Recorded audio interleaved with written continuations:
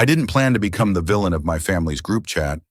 It happened slowly, like mold in a damp corner you pretend not to see because you're tired and it's not hurting anyone yet.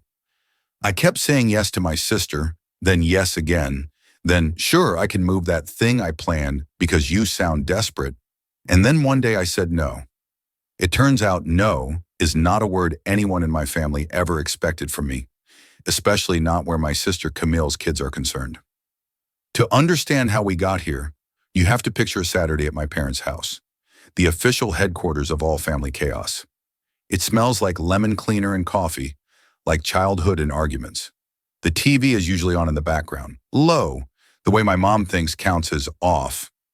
Camille's twins, Max and Ellie, are 5, energetic in that wind-up toy way where they run until something stops them. Her baby James is 18 months and permanently sticky. Their dad Keith is a decent guy with a perpetually fried look, like he's been in a low-level emergency for 6 years. Camille is Camille. Loud, funny, bossy, soft when it counts. And I'm me, the aunt with snacks in her bag, Band-Aids in her wallet, and a flexible calendar because I freelance. Flexible is the word everyone uses when they mean available. I work as a copywriter, which apparently translates in family speak to writing some little blurbs you can do later. I share a small apartment with a plant that keeps threatening to die and a cat who judges me for microwaving my coffee. I'm not married, not a mom, and until recently, I didn't realize those two facts formed a neon sign over my head that blinked. Free childcare. The day things snapped was a Tuesday. A plain, gray, nothing Tuesday. I had a client deadline at 4 p.m., the kind that pays 2 months of rent and is due when it's due. At 10 a.m., my phone rang. Camille. "Hey," she said, breathless. "Huge favor. James has a fever and daycare won't take him. Can you watch him for a couple of hours? I have this meeting I cannot miss." I looked at my screen with the brief, wild thought that I could throw it into the sink and pretend it never rang. "I have a deadline," I said carefully. "Today's not good." "It's just a couple of hours," she said, voice tilting upward into that hopeful wheedle. "2 max. I'll pick him up by 1. "Camille, I know you're busy. I wouldn't ask if it wasn't important. Please." I could hear James in the background, fussing, that sad little whine toddlers do when their whole body feels wrong. My stomach pinged with guilt. I pictured him sweaty-cheeked, holding his stuffed giraffe by the tail, looking at the door for a person who wasn't coming. I pictured my email inbox, the half-finished headlines, the client who already asked for 1 round of rush edits. I pictured rent, groceries, the cat litter I kept forgetting to buy. I pictured the many, just a couple of hours that had turned into 5. 2 hours, I said. I mean it. I have to be back at my desk by 1. "You're the best," she chirped. "I'm already in the car. Love you." She hung up before I could repeat the boundary. I did that thing where I laugh into the air, not because anything is funny, but because it's either that or bite something. She arrived 20 minutes later, James in footy pajamas despite it being late morning, a diaper bag stuffed with everything except, for some reason, diapers. "He's a little warm," she said, pressing a kiss to his head. "Motrin's in the side pocket. I'll be back right after the meeting, okay? Seriously, 2 hours." She made the Scouts honor sign and grinned like we were kids again, and I still thought promises were spells. James clung to me the moment she handed him over. "Mama," he whimpered, and Camille flinched, softening. "I'll be right back, baby," she promised, then to me, "Text if you need me." She backed out the door like leaving quickly would make it hurt less. I took his temperature. 100.9. Not terrifying, but enough to make him miserable. He lay against my chest, hot and heavy, while I balanced my laptop on the arm of the couch and typed one-handed. The cat, thoroughly offended by this development, sat 3 feet away and stared. I typed copy about arsenal granola, a hug in a bowl, while wiping drool off my shoulder and bouncing slightly to keep James asleep. I thought, this is what moms do every day, and felt both reverence and collapsing terror. At 12:45, I texted Camille, "How's the meeting going? Reminder, I need to be at my desk by 1. She didn't reply. At 1:05, "Cam?" 1:17, "Please answer." At 1:32, my mom called. Your sister said you had James, she said in that bright, weaponized voice she uses when she's about to insert herself. Do you need help? Help would be great, I said, relief making my knees weak. I have a deadline. Oh, honey, she said, sympathetic but immovable. I just put a roast in the oven. I can't leave. Maybe your work can wait. Family first. If there is a phrase I have come to loathe, it is family first. It always means someone else's needs get stacked neatly on top of mine until I'm flat enough to slide under the rug. I swallowed. I told Cam I could do 2 hours. She has a lot on her plate, Mom said. 3 kids. You know how hard that is. I don't, I said, because I don't have kids. She laughed like I'd told a joke. You know what I mean. At 1:48, Camille texted, running late. So sorry. Be there by 2:30? You're a lifesaver. I closed my eyes. By 2:30, my draft needed to be in, not being written with a toddler sweating onto my ribcage. I can't, I wrote. I told you one. I have to send this project by 4, and I still need feedback from my client. I felt my voice shrinking, words tightening. I hated that I was explaining. I hated how small I sounded even in my own head. A typing bubble, then nothing. At 2:10, can you please just this once? The boss pulled me into something. I'll owe you big. I stared at the ceiling and counted the times I'd been owed big. The weekends, the evenings, the last-minute holiday parties, the I'll be 30 minutes that turned into naps on my couch while the twins painted their names on my bathroom mirror with my mascara. I thought about how often, just this once, was the least honest phrase in our family. I can't, I wrote again. I'm not being difficult. I have to work. Silence. James stirred and whimpered. I kissed his hairline and whispered, "You're okay," and immediately cried inside because I was lying to him. I was not okay. My heart was hammering steadily, a metronome for useless courage. At 2:26, my dad called. Hey, kiddo, your sister says you're making things hard. I said 2 hours, I said, the words tumbling out fast. I can't miss this deadline. You know your sister counts on you, he said. You're good with the kids. It's just until 2:30. It's already 2:30. A pause, he sighed. Well, you know how work is. I do, I said. That's why I'm asking for mine to matter. He switched tactics. When you were little, Camille always looked out for you. Remember how she taught you to ride a bike? He loves the greatest hits of our childhood, the stories he thinks prove something fundamental. I remember those stories too, and also the ones he leaves out. It's not the same, I said. I told her my boundary. There was another pause, shorter this time. You girls need to work this out. I'm not getting in the middle. Which is what he says right before dropping a conversation grenade and walking away. At 2:45, Keith texted me from a number I didn't recognize. Hey, it's Keith. I'm on the other side of town with the twins at karate. Camille says you can stay with James till she gets there. Thanks so much. Not a question, a handoff. I felt something in me click, like a lock turning, like a line being drawn with a permanent marker instead of chalk. No, I typed. My hands shook but steadied as I kept going. I can't. I said 2 hours. He's okay, but he has a fever and needs his parents. I'm putting him in the car now. I will bring him to Camille's office. My phone rang immediately. Camille. I let it go to voicemail. Then my mom. Then Camille again. Then a string of texts. Don't you dare take him in a car if he's feverish. I can't leave now. You're being selfish. Please, I'm begging. James woke up fully, sweaty and confused. Mama, he said, hoarse, and the sound bent me in half. I took a breath at the size of a room. Mama's coming, I told him, and hoped for once I wasn't lying. I buckled him into his car seat with that intense care you use when you know someone will question your competence. I put his giraffe in his lap. He held it by the tail, blinking slow. I texted Camille the address I was heading to and drove, hands tight on the wheel, my heart beating so hard I could feel each pulse in my knuckles. When I pulled up outside Camille's office, I saw her through the glass doors, talking with a coworker, face animated, hands moving fast. She didn't look trapped. She looked like someone who had learned I would bend and was surprised to find out I wouldn't.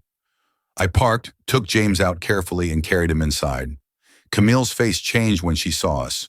First relief, then fury, like a storm fast-forwarded. You can't be here, she hissed, crossing the lobby.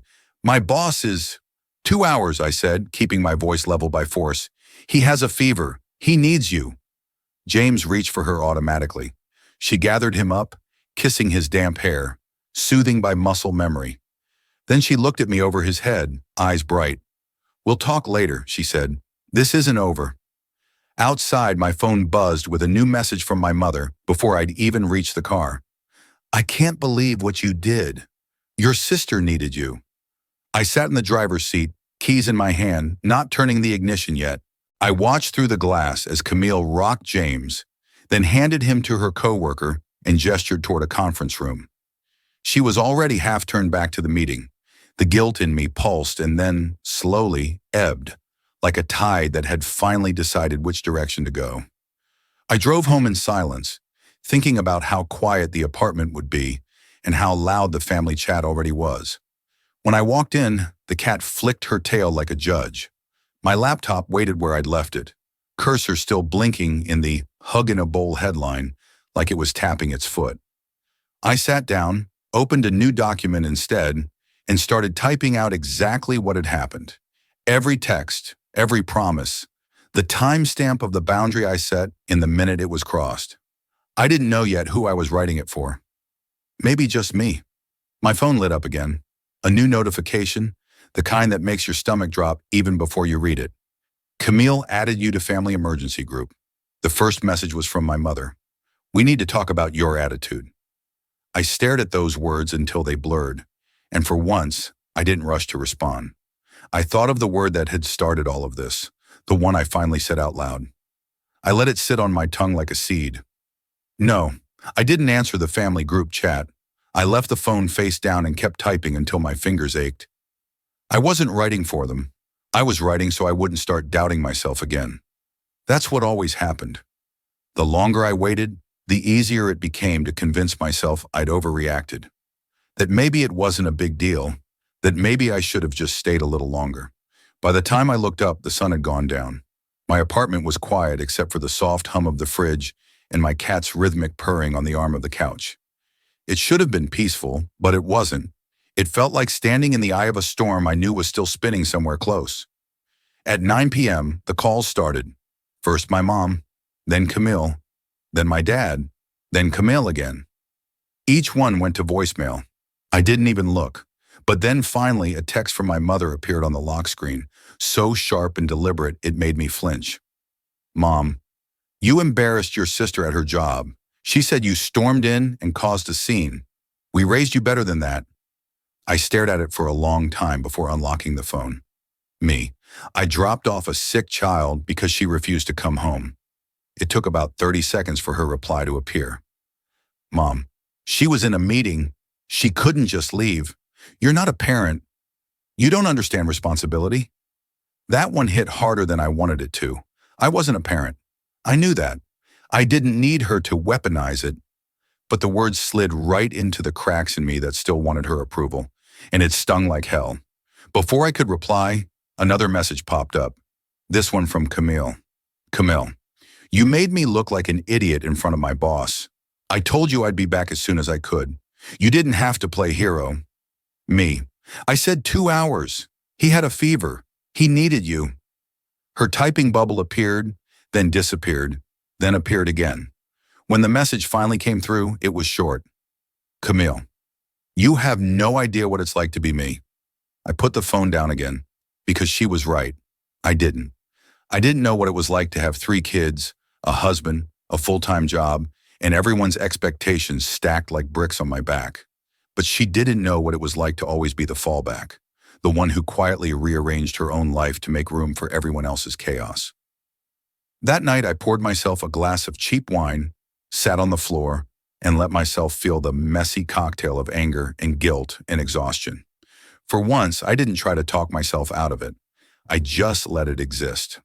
The next morning, I woke up to 33 unread messages. The group chat was on fire. Mom, you could have handled this privately. Dad, no one is mad, but this was unnecessary. Camille, you could have called Keith. You didn't have to bring James to my work. Aunt Lori, family is supposed to help family. It's what we do. Mom again, you've been distant lately. Maybe you should take a step back and think about why. It was like being publicly scolded in a room full of people who'd already picked sides. I scrolled through it all, numb, until I reached one message from my cousin Jenna, buried in the chaos. Jenna. Honestly, I think OP has a point. Camille depends on her way too much. She's not a nanny. It was the first time anyone in our family had ever defended me. I sent her a private message. Thank you. She wrote back, don't thank me. I've seen it. You've been covering for her for years. She's just mad the pattern broke. That line sat with me all day. Mad the pattern broke. By lunchtime, Camille finally called again. Against my better judgment, I answered. She didn't yell. That almost made it worse. Her voice was calm, tired. I don't want this to be a fight, she said, but you really hurt me yesterday. Cam, I'm sorry if you felt blindsided, but I told you. She cut me off. It's not about the 2 hours. It's the way you did it. You made me look irresponsible. Camille, I said, forcing my voice to stay steady, you were irresponsible. You left your sick kid with me on a work day and didn't come back when you said you would. Her tone hardened. You don't understand how hard this is. You think because you sit at home writing from your laptop that you're the only one with real work. I'm juggling a family. I don't get to just say no when people need me. There it was, the thing she'd been holding. That subtle dig at my life, my job, my choices. She'd used it before, always with that same bitter edge. I'd let it slide then, but not this time. I did say no, I said, and you didn't listen. You've been doing that for years. There was a pause on the other end, the kind that hums like static. She exhaled. So that's what this is about. You think I've been using you. I didn't answer right away. You have, I said finally. Maybe not on purpose, but you have. The silence stretched long enough that I wondered if she'd hung up. Then she said, voice trembling a little, you're supposed to be my sister. I thought you wanted to help me. I do want to help, I said, but helping doesn't mean being taken for granted. I can't believe you're doing this, she said, and then she hung up. For a long time after, I just stood there with the phone still in my hand. The apartment felt too quiet again, but this time it wasn't peace or exhaustion. It was grief, the kind that comes from realizing something might have cracked in a way you can't glue back together. That night, my mom called one more time. Your sister's really upset, she said. You could fix this with one apology. I closed my eyes and took a long, slow breath. What exactly am I apologizing for? For making her feel like a bad mother, she said. I didn't make her feel that way, I said softly. She made herself feel that way. Mom sighed, long, heavy, disappointed. You've changed. I hope so, I said, and hung up. When I turned my phone off, the silence felt different this time. Not like punishment, like permission. End of section 2. Say continue for the next part. You said, continue, ChatGPT said. For the next week, my phone was basically a war zone. I stopped opening the family chat entirely, but screenshots still found their way to me through Jenna, who couldn't help sending little updates like, your mom just said she's worried about your mental health again. Apparently that was the new narrative, that I'd snapped, that I was overwhelmed and lashing out because of stress. It was amazing how quickly setting a boundary could be rebranded into having a breakdown when the family didn't like the boundary. Meanwhile, I threw myself into work. I finished the project I'd been panicking about the day of the babysitting disaster, and my client actually sent me a bonus payment. I should have been proud, but every little success just made me ache more. Because I wanted to tell someone, and the only person I'd usually call first was Camille. I kept checking my phone like an idiot, half hoping she'd text something like, I overreacted. Let's talk. But the silence stretched on, stubborn and thick. By Friday, Mom finally called again. Are you planning to come for Sunday dinner? She asked. Her tone was deceptively casual, like she wasn't holding her breath for my answer. I don't think that's a good idea, I said. Don't be dramatic, she said instantly. You know your father hates tension at the table. I wanted to laugh at that, like my job now was to protect his comfort from the tension someone else caused. Mom, Camille and I aren't speaking right now. Maybe it's better if I skip this one. There was a pause. You're really going to let this drag on? I'm not letting anything drag, I said. I'm just stepping back. You've never been like this, she said, voice softening in that way she uses when she wants to make me doubt myself. You've always been the calm one, the peacemaker. I'm still calm, I said. I'm just not bending anymore. She sighed. Well, your father and I would appreciate it if you showed up anyway. Family's family. There it was again. That phrase that made me feel like a cog in a machine instead of a person. I'll think about it, I lied, because it was easier than saying no again. When Sunday came, I didn't go. I turned my phone off, made pancakes, and spent the day watching terrible reality TV with my cat. It was stupid and peaceful and probably the most restful day I'd had in years. Around 5 p.m., I turned my phone back on. Instantly, 23 messages. The first one was from Mom. Camille's crying. She said you didn't even text. Then from Camille. You couldn't even show your face? You're really that selfish? Then Dad. We don't have to agree on everything, but avoiding family is childish. And of course, Aunt Lori chimed in with her usual uninvited wisdom. One day your parents won't be here, and you'll regret wasting time on pride. It was like reading a group performance of guilt. Everyone in character, everyone rehearsed. Jenna sent a separate message after. They're going to keep doing this until you stop reacting. They're addicted to the drama. I stared at her text for a long time. Addicted to the drama, she was right. My family thrived on it. But what stung the most was realizing I'd been complicit in that dynamic for years. Keeping peace, fixing things, taking sides just to make the noise stop. For the first time, I decided not to play. I muted the group chat for a week. When I finally checked it again, the conversation had moved on. Birthdays, recipes, plans for the holidays. It was like my absence had been erased entirely, until Thanksgiving. A week before, my mom called again. We're having dinner at our house, she said briskly. Everyone's coming, Camille too. I figured, I said. Don't start, she warned, like she could already hear me saying no. It's Thanksgiving. It's one day. You don't have to talk to her if you don't want to. I hesitated. I missed the food, the noise, even the stupid card games after dessert. Fine, I said finally. But if she starts something, I'm leaving. Agreed, Mom said, relief flooding her voice. I'll seat you two apart. The day came, and everything looked normal. Too normal. The table was overflowing, the twins were building towers out of dinner rolls, and James toddled around with a plastic spoon like it was a magic wand. Camille smiled when I came in, but it didn't reach her eyes. Hey, she said. Hey, I said back. It was stiff but civil. I could live with that. Dinner went fine until dessert. Mom brought out her pumpkin pie and we all sat around while Dad launched into one of his remember when stories about when Camille and I were little. You two used to be inseparable, he said, smiling at me. Camille always said she'd take care of you forever. Guess that didn't work out, Camille said under her breath. I looked up. What's that supposed to mean? Her fork clinked against her plate. Nothing, forget it. But it was too late. Everyone at the table had frozen slightly, like waiting to see if this was going to explode. Camille, Mom said warningly. No, she said, turning to me. Actually, you know what? Let's not forget it. You've been acting like I ruined your life because I asked for help. You think you're so independent and mature, but you wouldn't know real pressure if it hit you in the face. My face went hot. Camille, not now. She ignored me.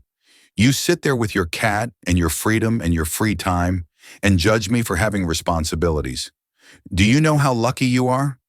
Lucky? I said, my voice trembling now. Lucky that everyone thinks my time means nothing because I don't have kids? That I'm the default babysitter because you made choices I didn't? Choices, she said, eyes flashing. You think I chose to struggle every day? You think this is easy?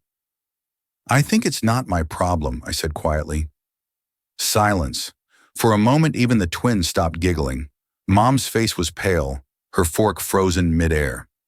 Dad cleared his throat, trying to change the subject, but it was useless. The tension hung like smoke. Camille pushed her plate away, stood up and said, You know what? I'm done pretending. You're selfish, and you always have been. And she walked out. No one followed her.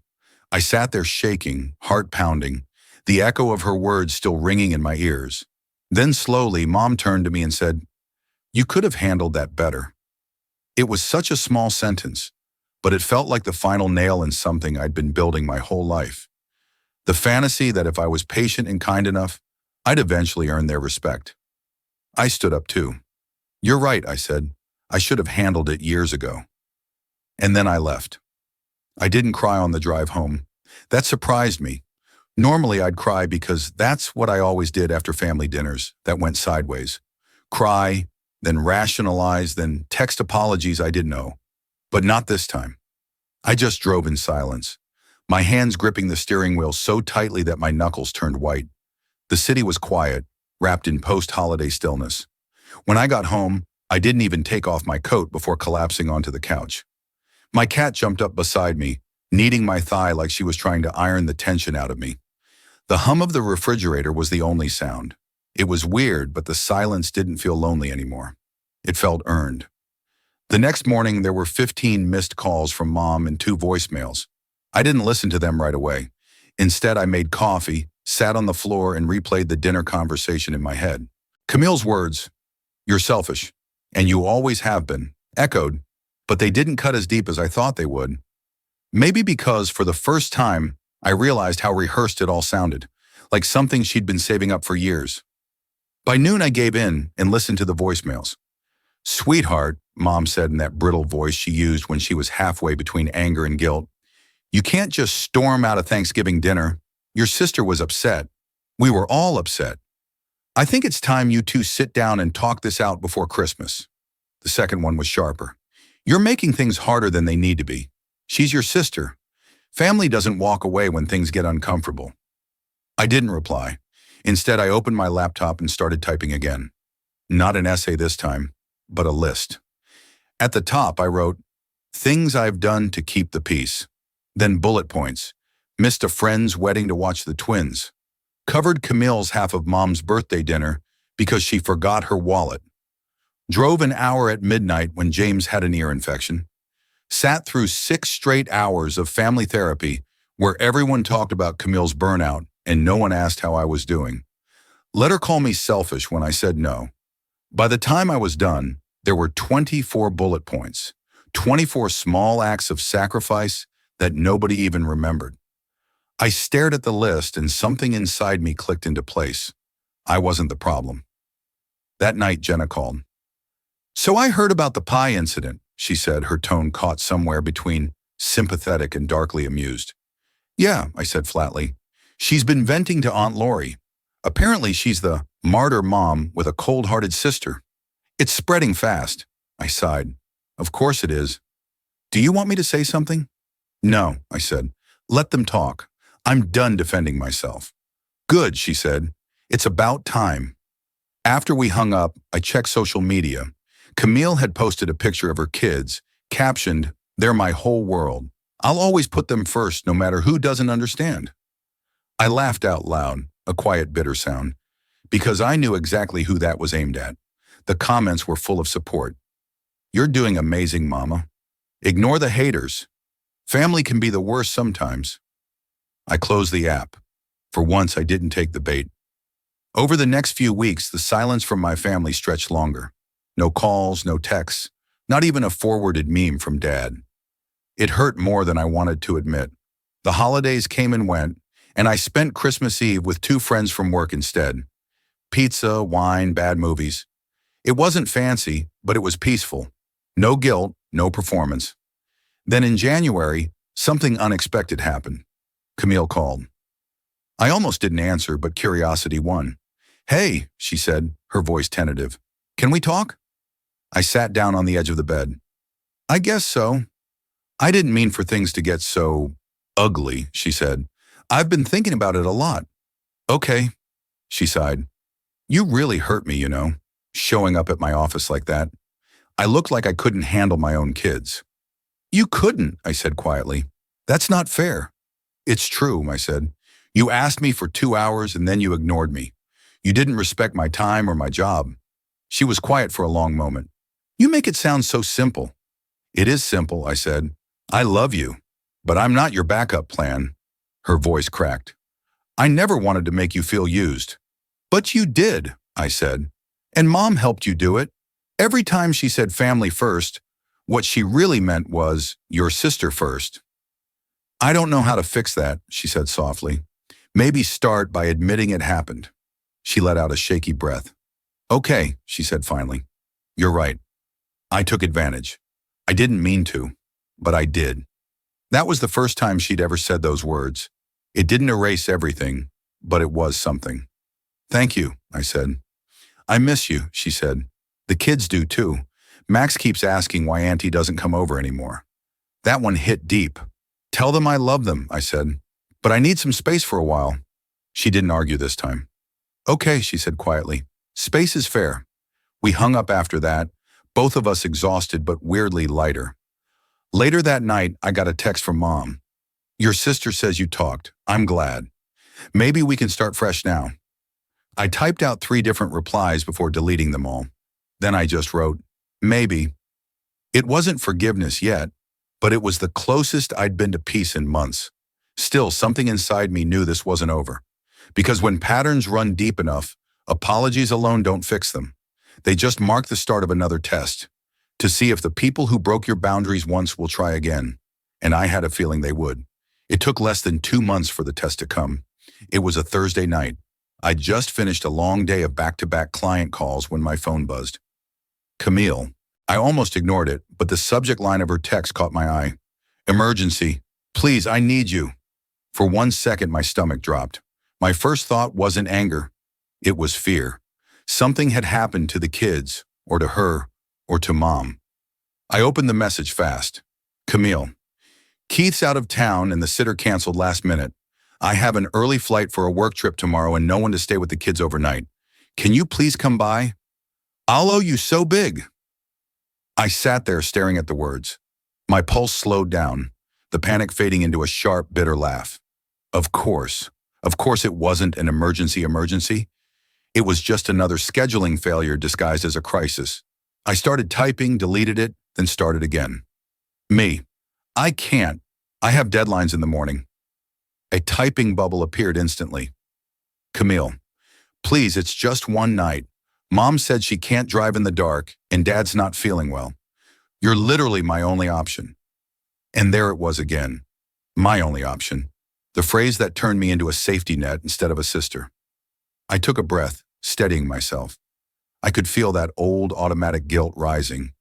The part of me that wanted to help, that hated disappointing anyone, that still wanted to be the good one. But this time I pushed it down. Me. You need to find another sitter. I'm sorry. The typing bubble popped up again, then disappeared. Then came another text. Camille. You really don't care about this family anymore, do you? That one hurt more than it should have, but I didn't respond. 10 minutes later, Mom called. Your sister's in tears, she said before I could even say hello. She says you refuse to help when she's desperate. She's not desperate, I said. She's disorganized. Don't talk about her like that, Mom snapped. She's doing her best. So am I. She's a mother of 3. I know, I said quietly, and I'm not. There was silence on the other end. Then Mom said, You've become so cold lately. I don't even recognize you. I'm not cold, I said. I'm just done being taken advantage of. She huffed. You always exaggerate. That was the moment I realized nothing I said would ever change her mind. She didn't want to understand. She just wanted things back the way they were. I hung up before I said something I'd regret. The next morning, Camille posted on Facebook a long, emotional paragraph about how hard single parenting feels when even family turns their back on you. She didn't name me, but she didn't have to. The comments section did the math. That's awful. You deserve support. People forget who really shows up in families. I'd never treat my sister like that. I wanted to reply so badly, to defend myself, to lay out the truth line by line, the years of unpaid babysitting, the guilt trips, the ignored boundaries. But I didn't. I just closed the app and went for a walk. It was cold out, the kind of morning that smells like frost and burnt coffee. My hands were shaking, but not from the chill. It was anger, And underneath the anger, something heavier, grief. Grief for the relationship I kept trying to fix when maybe it wasn't meant to be fixed. That weekend, I got a message from Keith, my brother-in-law, out of nowhere. Keith, hey, I just wanted to say I'm sorry for all the drama. I know Camille can be intense. I appreciate everything you've done for us. She really does love you. She's just under a lot of pressure. It was kind in a way that made me sadder than if he'd taken her side. Me. I know she's under pressure. I just can't be her relief valve anymore. He didn't respond after that, and I didn't expect him to. 2 days later, Mom showed up at my apartment. No warning, just knocked like she used to when I was in high school. When I opened the door, she said, "You've made your point.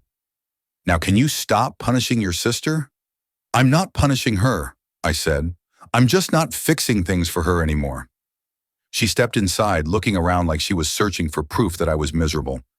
The unmade bed, the laundry pile, the half-dead plant. "You think being alone makes you strong?" she said. I felt the words hit, sharp and low. "I think being alone sometimes means peace." She sighed, long and heavy. "You used to be such a kind girl." "I still am," I said. "I'm just not obedient anymore." That got to her. She blinked fast, then said, "You don't mean that." But I did.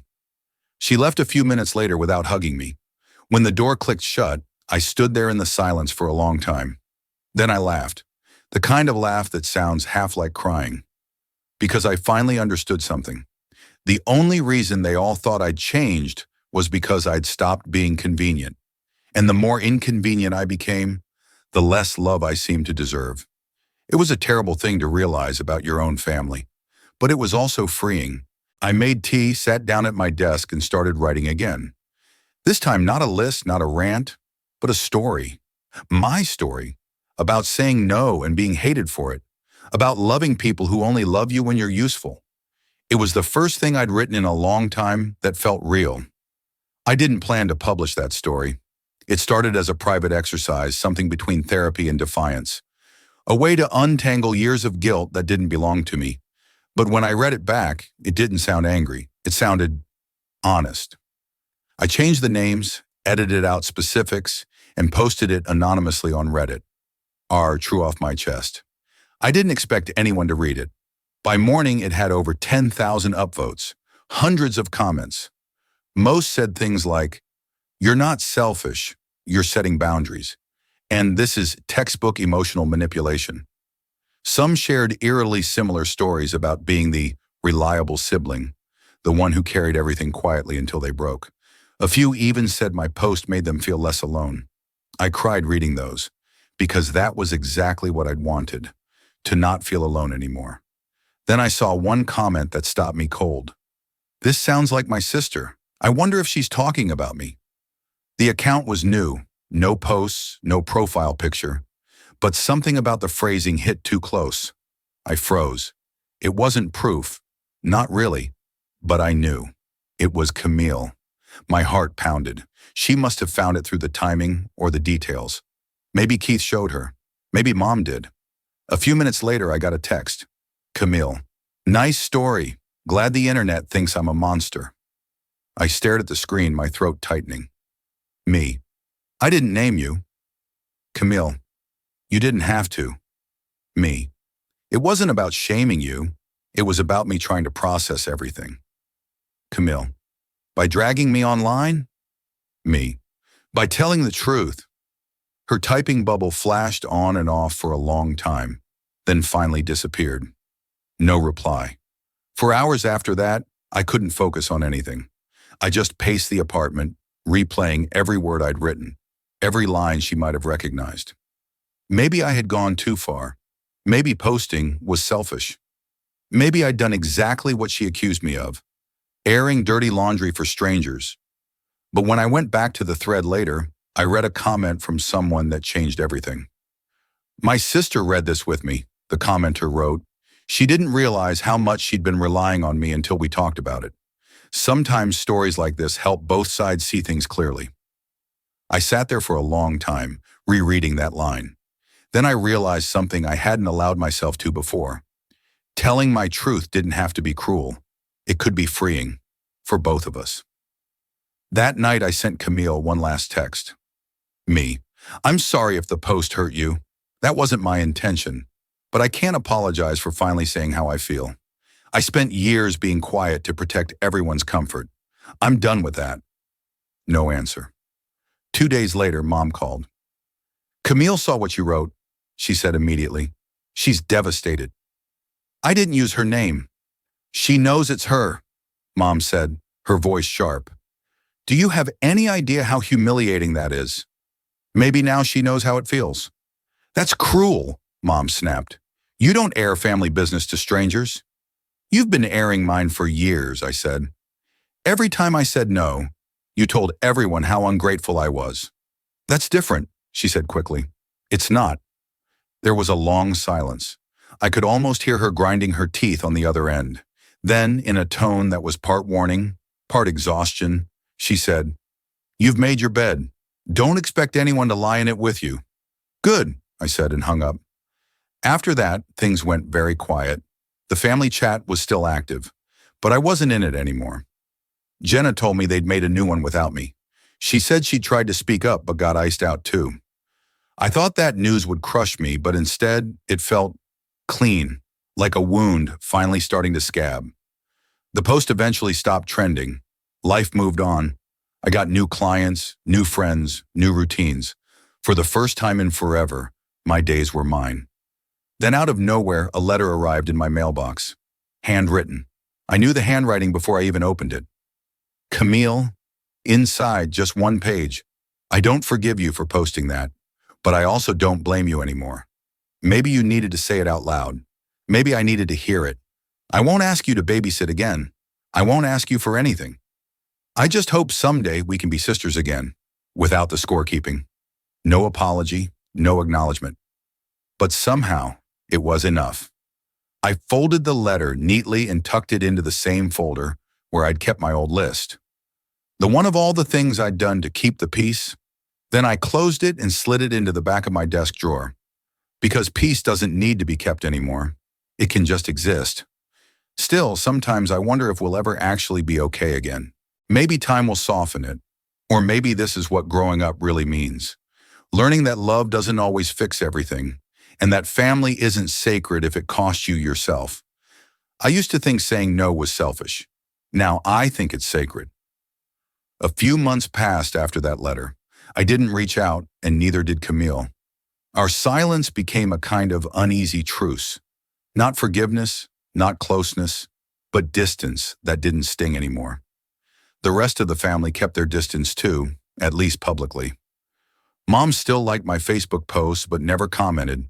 Dad texted on birthdays with short, polite messages like, "Hope you're well, kiddo."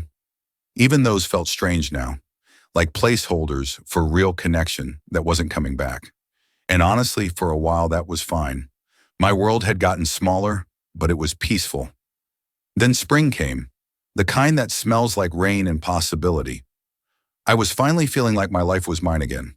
I joined a writing group, started jogging in the mornings, even gone on a few tentative dates. But one morning in April, my phone buzzed with a message that made my chest tighten. Camille. Mom's in the hospital. It's her heart. I'm here now. I was out the door before I finished reading. The drive to the hospital was a blur. Red lights, rain streaks, the sound of my own breath too loud in the car. My thoughts bounced between panic and guilt, like maybe all the space I'd fought for had somehow caused this. Which I knew was irrational, but fear doesn't care about logic. When I got there, Camille was in the waiting room, her hair pulled back, face pale. She looked up when I walked in, and for the first time in almost a year, our eyes met without resentment. She's okay, Camille said quickly, like she'd rehearsed it. They're keeping her overnight for tests. I nodded, sinking into the chair beside her. The silence between us wasn't angry this time. It was heavy but shared. After a few minutes, she said quietly, I didn't know if you'd come. She's still my mom, I said. Camille nodded, eyes glistening. Yeah. We sat there for a long time. No fighting, no pretending. Just two daughters waiting. When Mom was stable enough for visitors, we went in together. She looked small in the hospital bed, paler than I'd ever seen her. But when she saw us both standing there, She smiled weakly. You two together. That's worth a heart attack, she said, her voice raspy. Camille let out a tearful laugh. I managed a small smile. For a few minutes we talked. About nothing, really. The weather, the nurses, the bland food. It was strange how ordinary it felt in such an extraordinary moment.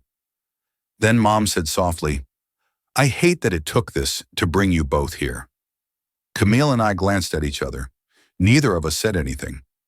Later, when we stepped out into the hallway, Camille leaned against the wall and sighed. I'm tired, she said. Of all of it. Me too, I admitted.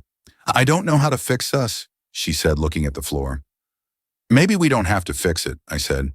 Maybe we just stop breaking it. She nodded slowly like she understood. We didn't hug. We didn't cry. We just stood there quietly agreeing to start over. Not from the beginning, but from wherever we were now. Over the next few weeks, Mom got better.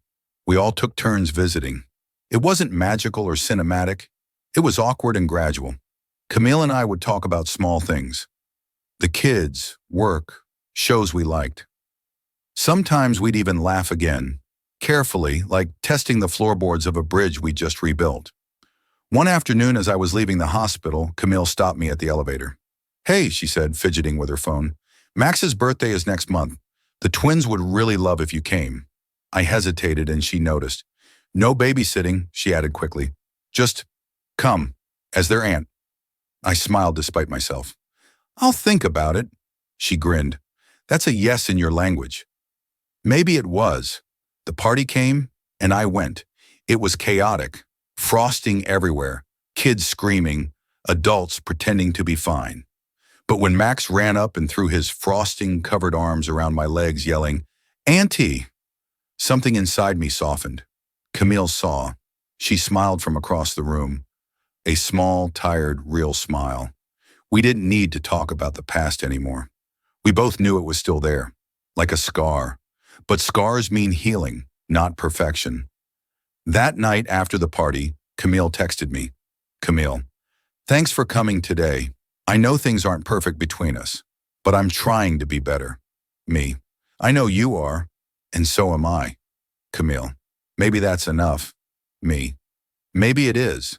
It wasn't closure. It wasn't forgiveness wrapped in a neat bow. It was something quieter, more honest. A truce built on mutual exhaustion and love that refused to die completely. When I went to bed that night, I didn't check my phone again. I didn't worry about what the family thought or what would happen next time. For once, I just breathed, because I finally realized something. Setting boundaries doesn't mean cutting people out forever. It means giving yourself enough room to let them back in safely, when and if they earn it. And for the first time in years, I felt like that might actually be possible. A year later, things looked very different. Not perfect, but balanced in a way I hadn't thought possible. Camille and I spoke regularly now, though we both tread lightly.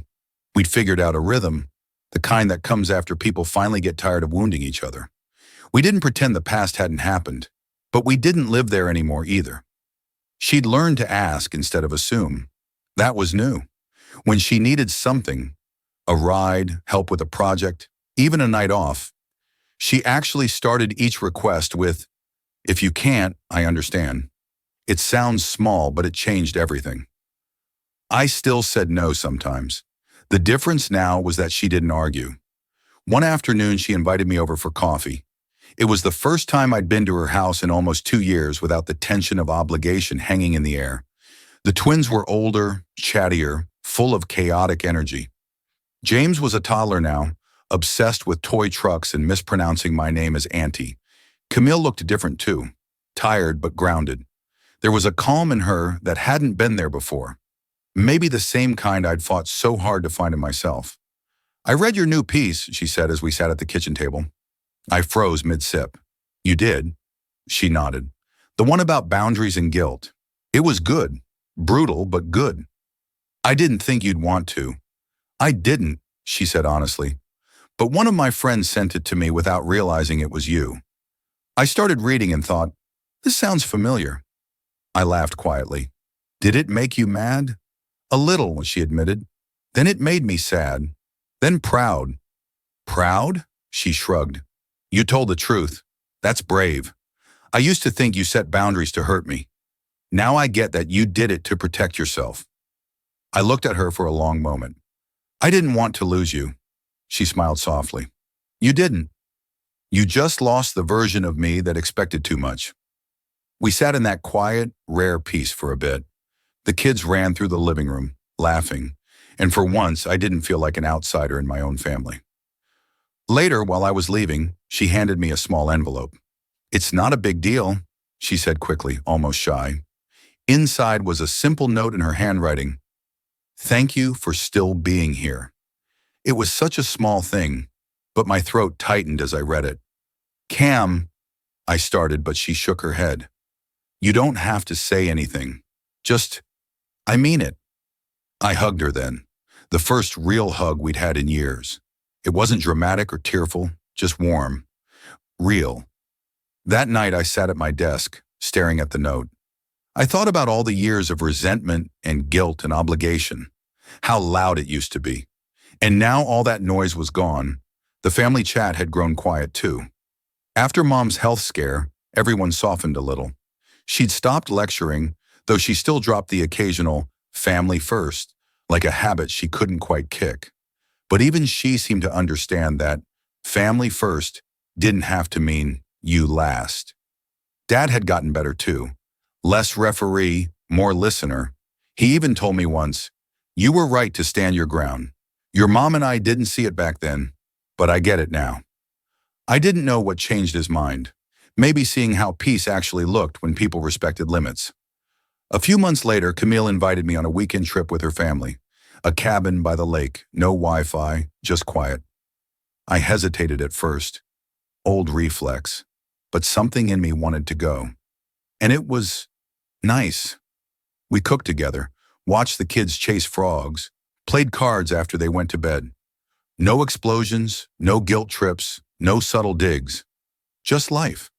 On the last night, Camille and I sat by the water, wrapped in blankets, listening to the wind move through the trees. The lake was black glass under the stars. She said quietly, do you ever regret saying no that day? I thought about it.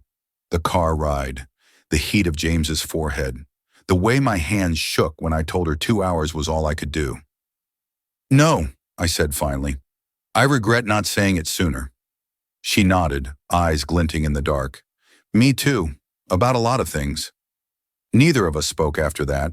The silence didn't need filling. When I got home the next day, I pulled out the old notebook, the one I'd once filled with all the ways I'd kept the peace. I read through every line, every memory, every version of myself I'd written down, trying to stay small enough to fit into everyone else's comfort.